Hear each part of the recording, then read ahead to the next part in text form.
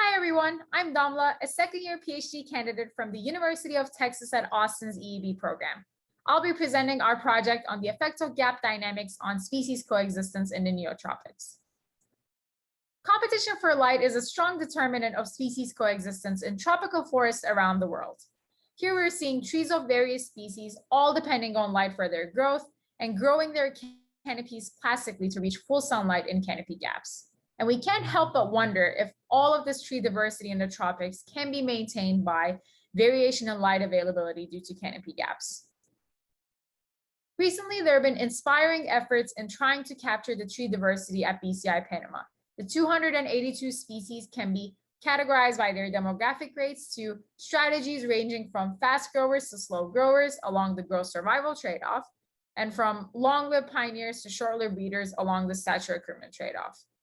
However, despite a collective acknowledgement of the significance of these demographic trade-offs, the mechanisms that allow for the maintenance of the strategies are still a mystery. And in trying to fill the gap, we ask this following question of, can the different demographic strategies that we observe in the neotropics be maintained solely through gap dynamics and a vertical gradient of light competition? We start out with a perfect plasticity approximation model, and in its essence, this approach models forest dynamics by assuming that tree crowns are perfectly plastic and reaching full sunlight in the canopy. And then we continuously build complexity to this model by extending it to a meta-community of identical patches, adding density-dependent crown area scaled reproduction, and stochastic stand clearing gap disturbances. And finally, we parameterize our model with a wealth of empirical data coming from BCI on the 5 demographic strategies from 4 canopy layers.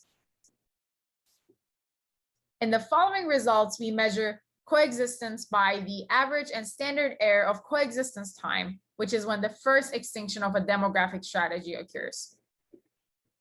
Here we have 3 different panels displaying results for 3 diversity levels from the same 2 demographic trade-off space. To have a fair comparison between the diversity levels, we found meta-community structures for each level that would give us similar average coexistence times for the neutral models without gaps. And you'll recognize that by seeing that the bars on the left at each panel is around 20,000 years, but all panels have different numbers of patches that made up for that 20,000 years. And upon fair comparison, the main conclusion here is that for all the diversity levels, when we eliminate species differences with neutral models, gaps hinder coexistence. On the other hand, when species are different, gaps help maintain coexistence. Average coexistence times for the niche models of all diversity levels are higher when gaps are included, with the highest being for the 5 strategy models. So we've seen that meta-community structure can really have an influence on the coexistence of the 5 demographic strategies. Such a simple way to change our model in landscape size can have drastic influences on how we simulate species coexistence.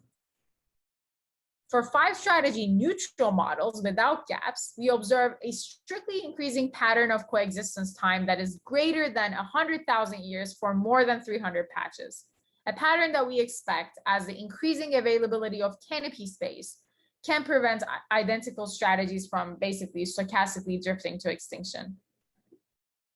For 5 strategy niche models with gaps, though, we have this asymptotic pattern forming as coexistence times above 50 patches are pretty similar until the largest meta-community structure, averaging around 2,500 years.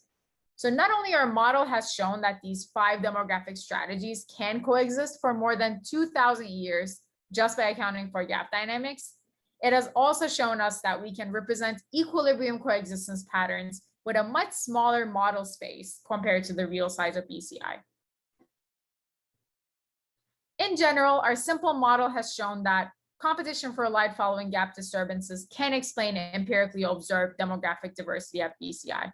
We show that this main conclusion in our 2, 5, and 9 strategy models, all parameterized from the same demographic space governed by the growth survival and stature accruement trade-offs.